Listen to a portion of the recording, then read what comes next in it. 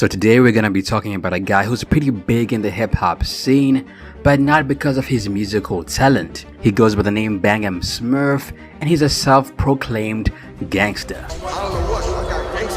Now this guy is quite the mystery. Bang Smurf actually grew up with 50 Cent, and they were both part of the original G-Unit crew. Smurf is my baby boy. But here's the thing. This was before G-Unit was even a rap group. Back in the day, they used to run around together causing all sorts of trouble. But then, 50 Cent cleaned up his act and signed with Shady Records, leaving his old friends in the dust. Needless to say, Bang Smurf was not too happy about that. When he got locked up, 50 didn't even visit him. So you can imagine the beef that ensued when Smurf got out. Diss tracks were flying back and forth between the two. But wait, there is more. Bang Smurf did not let the drama get him down. He teamed up with another former G-Unit artist named Domination, and they began their own record label.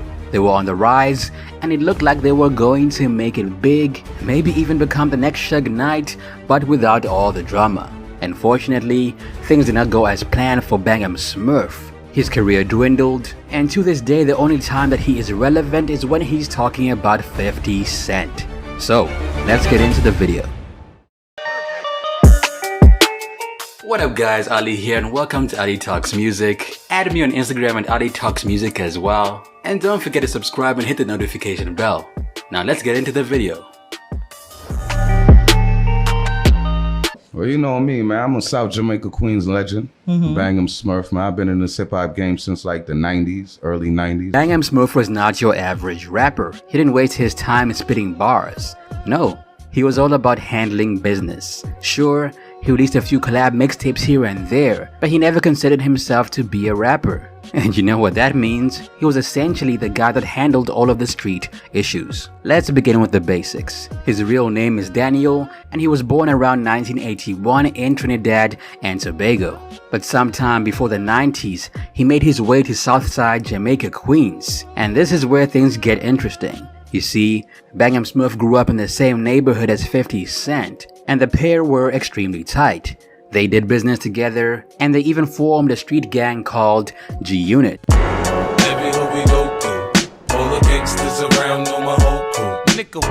But while 50 Cent was busy chasing his rap dreams, Bang Smurf was content to keep his nose to the grindstone, dealing drugs like crack and heroin, and earning himself a reputation as a bona fide gangster. Now this is where things get juicy. Bang Smurf still looks back on his days with 50 Cent fondly. Most times. Other times he was dissing the man. They were so tight that their kids became friends. This is what he had to say about 50. I grew up with 50. That's my son's godfather. That dude is a good dude, man. He used to hold my son. He's not... Everybody has a sensitive side. I don't care who you are, 50 was a good dude. I used to sleep on that man's couch. He used to cook for me. I was his homie. That's when we had nothing. But when that money came in, he don't got no pride no more.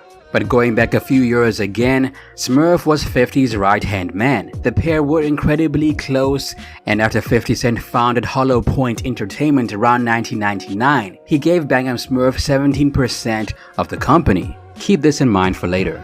Around the year 2000, 50 began working on his debut album on Columbia, and G-Unit was simply a street gang. But things took a very dark turn around that year. That's when 50 Cent was shot. He like this. This gun's still going on.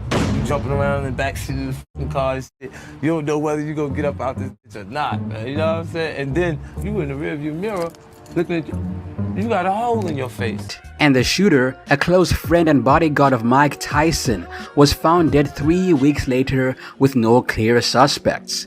And that's when the rumors began. Some said it was a rival gang, others said it was Bang Smurf himself, who was allegedly cruising around looking for the shooter after 50 Cent was hospitalized. Smurf was 50's everything. His shooter, his protection, his standby guy, he opened doors for him, everything. That was his heart. But here's the thing, 50 was not about to let this incident bring him down. After spending about 2 weeks in the hospital, he retreated to the Poconos and called a meeting with all the important members of G-Unit. 50 was dropped from Columbia Records after the shooting, but he had big plans. He wanted to make a major comeback, turn G-Unit into a rap group, and build Hollow Point Entertainment into a label to be reckoned with. And you know who was down for the ride? You guessed it, Bang M Smurf.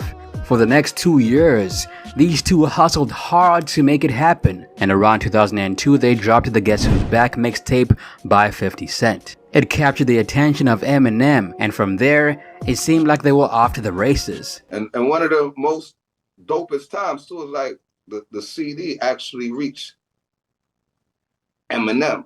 And me and 50 had our own company before G-Unit. We did the Hollow Point, we had Hollow Point Entertainment. We did that shit with Land Speed. We dropped the Guess Who's Back CD. Right. Yeah. That's the one Eminem heard. Yeah, that's how we wound up getting that deal. So Eminem convinced Dr. Dre, like, yo, man, go half with me with this guy. He the next thing. 50 even mentioned Bang M Smurf on multiple tracks in the early days of his career, most notably on his feature verse of Mobb Deep's Bump That. Niggas try to stun on my clip, and when I get on that shit, I bring it to them with it bump back.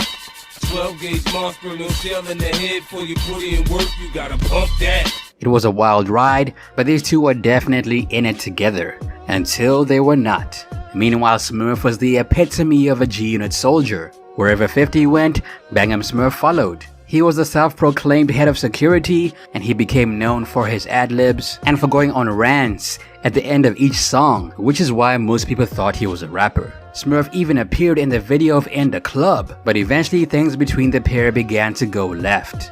In Smurf's own words, I had a company with 50 called Hollow Point Entertainment. We had a little business together, and I had 17% of the company. We did the Guess Who's Back CD. He was nobody. He wasn't signed to M. Nobody. He was fighting back to recovery, and I was by his side the whole time. And I guess he trusted me to give me 17%. Then 50 just took off. M came along, Dre came along. Things just went crazy. I don't think all of it is 50's fault, it's the money. That just blew so quick. It all started when I had an altercation with his road manager. 50 sent everybody back to the hood for 4 months. I was calling him the whole 4 months. I'm leaving messages and nobody's calling me back. That's when I started working with Domination, but I caught a case and he left me in jail. So I came out, and that's when I really started doing me. I walked away. The case he was referring to in this instance was a charge for reckless endangerment and criminal possession of a firearm. As 50 began to pull away, Domination stepped up to the table. Now, depending on who you ask, Domination was either a member of G-Unit, an affiliate, or a rapper that G-Unit was developing. But either way, when the dust settled and G-Unit went through its breakup, Smurf got Domination. And Domination was there for Smurf through thick and thin. He's my business partner. You know what I mean? He was the mouthpiece of the company, of the label. Like, he got me so much deals because of his talent. Very talented. You did, like, that's my brother, man. Like, real G, solid as they come. Even my time incarcerated, he held me down, never left my corner when all odds was against him. That was my spine, bro. Like, he kept me up straight. Today, so shout out to Domination. Shout out. I can see that love in your face. That's the big homie. That's the big bull, bro. He real as they come. Solid individual right there. Right. That's a stand-up man. So once you say one word, that's a stand-up man. Real as they come. Respect the Domination. Loyalty every time. Yeah, loyalty on another level. Like, my time incarcerated, man, never missed a visit, make sure my back is straight, family straight, that business straight, everything straight. That's love. They don't make guys like them. That's real. Salute my brother. Cheers to him. Yeah, man. Yeah. Alright. Meanwhile, 50 had dropped Get Rich or Die Trying, which went platinum with ease. So when Smurf got locked up and his bail was set to $75,000, he turned to 50 Cent for help. But 50 was like, nah, I'm not doing that. And let me tell you, that left a sour taste in the mouths of the Queen's boys. After all, Smurf did a lot for 50 before he blew up. In the end, Domination managed to get a bail bondsman, and they put up Smurf's mom's house for bail bond, along with an additional $7,500. And just like that, Smurf was a free man once again. However, he was not about to let 50 off the hook that easily. Smurf called 50 Cent to find out why he didn't try to help him. And you know what 50 said? He said he sent him and the homies back to the hood to get their minds right. He was frustrated because Smurf kept getting into trouble. Yeah, you can bet that did not sit well with Bang 'Em Smurf. We fell out on tour on the road. We leaving Boston, like I said, Get Rich or Die popping. Like it dropped February, we in April at the time. We touring everywhere. It's crazy. 2-3 shows a day. It's bananas. But we blew so fast. There was a lot of things going on the road that 50 wasn't seeing, that I was noticing that I didn't like. You dig? So long story short, me and 50 road manager got into an altercation. That's Marcus. And 50 spoke about this in the book, but this I don't understand how he made me look like I'm a rapper in the book. He said I was an artist in the book. That new book he just dropped, I don't know if you checked it out. No. Yeah, but he mentioned me in the book and the situation about the tour. But long story short, me and the road manager got into an altercation. You dig? And 50 ain't like what happened. Like me and we popped on the road manager or whatever. I will never make it look like I'm the innocent or this, I'm innocent and that. He did sat me down a few times like, yo, you got to relax. You got to calm down. So we had conversations. So I guess that was the last straw with him. Like, yo, let me send him back to relax. Now, despite the antagonism between the parties, at first there was no retaliation. Smurf went back to the streets and planned to create a record label with Domination as the label's leading star. They even partnered up as a duo, dubbing themselves Silverback Gorillas and dropping mixtapes to the streets, but not mentioning 50 Cent or G-Unit. That is until August 15th of 2003. G-Unit dropped a mixtape called Unit Radio 3, taking it to the streets. On the mixtape there was a song called Sleep by the late Tupac, in which 50 took shots at Smurf. Hey nigga, hey Smurf, don't think I don't hear you out there talking about me, you little dirtbag. Brush your teeth before you talk about me. Wash under your arms, nigga, you smell like Queensbridge. Tell them niggas how I took that 325,000 back from you, nigga. I'm like God to you niggas. You know God give it, God take it away. Now Smurf was not about to take 50's disrespect lying down. No way, no how. He immediately hit the studio with Domination and recorded the What's Beef remix, responding to 50 over the late Biggie's track. And let me tell you, shots were fired from both sides. But things really boiled over around 2004 at Summer Jam. 50 was performing when Smurf and Domination pulled up with a crew of homies from the hood. During 50's set, they taunted him from the audience. At first, 50 just ignored them. But when they got to be too much, he couldn't take it anymore. He emptied a bottle of water onto the crew, throwing it over the audience. And that's when things got really crazy. Smurf was mad, and he wasn't about to let that slide. He tried to jump the barrier and get to 50, but security stopped him. Then the rest of Smurf's crew began throwing chairs at 50 from the audience. It was chaos. And you know what? The diss tracks just kept flying. 50 dropped a song at Smurf called These Niggas Ain't Hood, and the game jumped in with his song Unbelievable. And let me tell you, Bang 'Em Smurf and Domination were not about to back down. They dropped another remix diss track, this time over Tupac's California Love, responding to the game. But wait, it gets even crazier. Somewhere in the middle of this whole mess, 50 Cent bought Bang 'Em Smurf out of his share of their company, Hollow Point Entertainment. At the time, Smurf didn't really speak on the situation, but you know who did speak on it? 50. And from what he said, it sounds like he took advantage of Smurf not being the sharpest when it came to paperwork. In 50's own words, he said the following. He had a deal.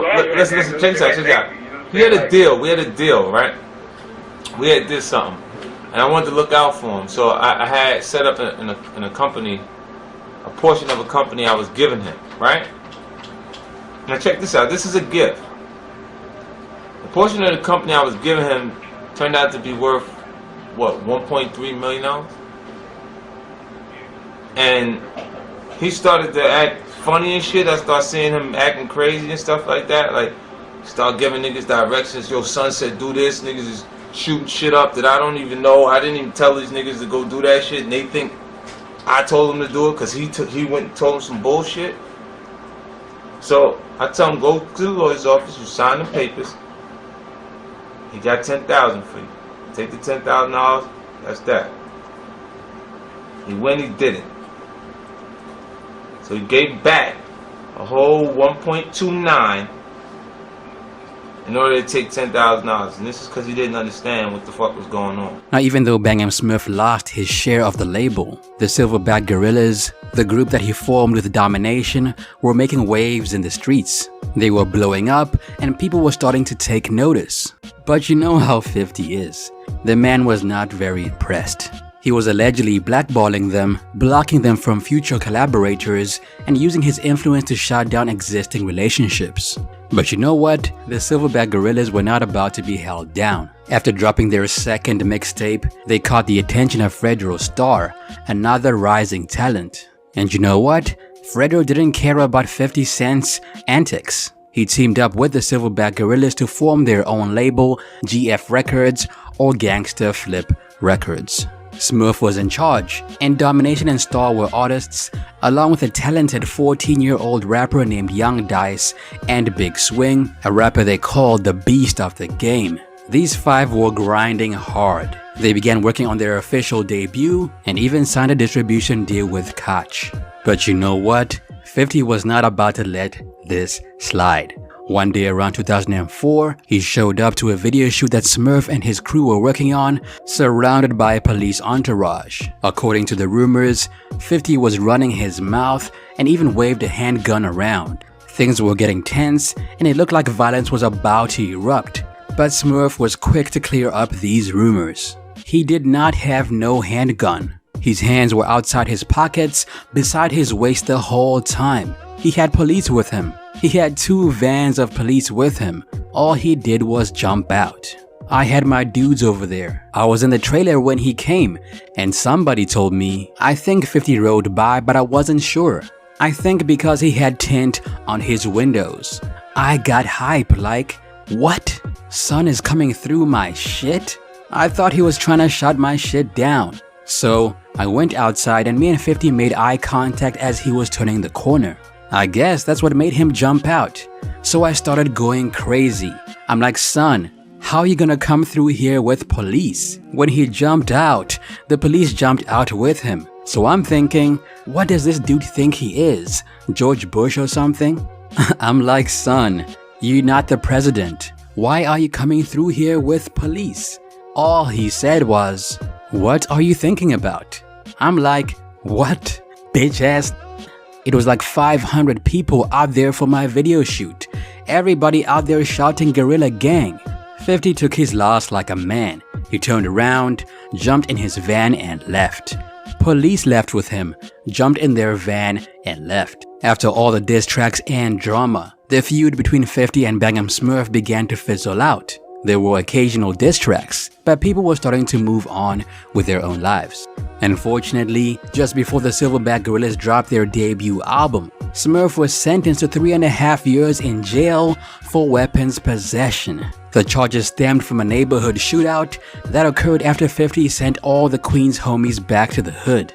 While in jail, Smurf tried to remain optimistic and even planned to get his GED. However, 50 continued to block his success, even reportedly blackballing him and his crew.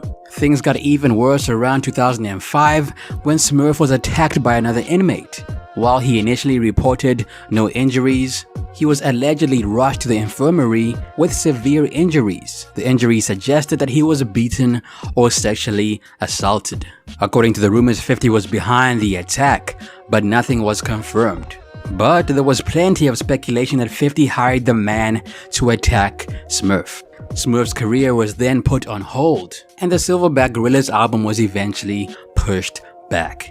Despite facing tough times with his incarceration, Domination did not give up on Gangster Flip Records and continued to promote the label and its artists. In October of 2005, the label released their debut album, God Giveth, God Taketh Away. After putting so much work into this album, GF Records felt like they were onto something. However, the album was a flop. The label then parted ways with Koch around 2006 and signed a deal with UMG. Eventually, Smurf got out of prison around 2008, but he was immediately deported back to Trinidad and Tobago, leaving his children and life in Queens behind. Upon arriving in Trinidad and Tobago, Smurf felt completely disoriented. Despite understanding the local languages, he struggled to adapt to the new environment and culture. In an attempt to boost his company's success, he tried to revive his rap career, releasing 2 mixtapes, Blacklisted, Kill on Sight, which came out around 2011, and Blacklisted in 2012. However, both mixtapes were not successful, and his label, Feed the Wolves Entertainment, failed to take off. Meanwhile, 50 was incredibly happy about Smurf's situation. When asked what he thought about it, he definitely got the last laugh. That's my baby. You understand what I'm saying? Smurf is my baby boy. He's upset and he get confused. When he gets confused, you know what he do? He get angry. Because he doesn't understand. But when he says shit to me that I don't like, it pushes me away from him again, and I say I don't fuck with him again. And I leave him out there. It just makes it longer and longer before he can ever come back to me. You know, he's gonna come back to me anyway, because it's my baby. He don't even know nothing about what he's talking about. Unless he's saying his version of what I was saying.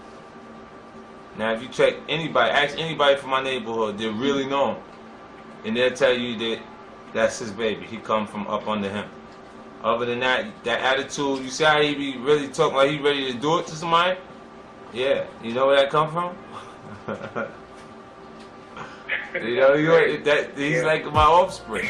After being deported to Trinidad and Tobago, Smurf never returned to the US, and he and 50 have not been seen together for over 2 decades. Though he missed his family and the opportunities and money in America, he has found a new purpose in Trinidad, helping the youth. He wrote an autobiographical book called Wisdom of a Wolf, the G behind the unit, and he's working on a documentary about his life. On Spotify, he has about 92 monthly listeners, and as he always said, he was not a rapper.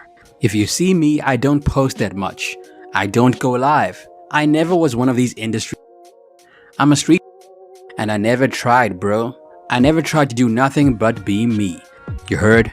I'm like God to you niggas. You ain't God, nigga. That's why I dropped What's Beef. I ain't gonna fuck about anything else he said, but that What's God shit really touched my heart. Cause I really looked up to that nigga. That nigga, yeah. I wasn't on that nigga dick. I wasn't sucking the nigga. Cause when the nigga was broke, nobody was with him. Bang'em Smurf was right there with him. 50 Cent, you know, that's my big brother. Shout out to the big homie, always love. You know, I'm on some growth and maturity shit right now. You know, I'm on my grown man shit. I ain't really beefing with niggas or nobody no more. You know what I mean? Like, I'm in a good position in life. I'm eating, I'm doing good. Company is popping. You see me fly to the motherfucker. Givenchy, Ferragamo belt, motherfucking, what's these shits? Ball of main jeans on. You know what I mean? Like, we ain't fucked up. So whatever stories they hearing, we alright out here.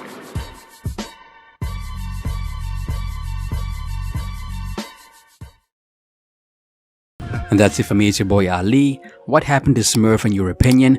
Let me know down below. Also add me on Instagram at Ali Talks Music. Till next time, peace. Perfect.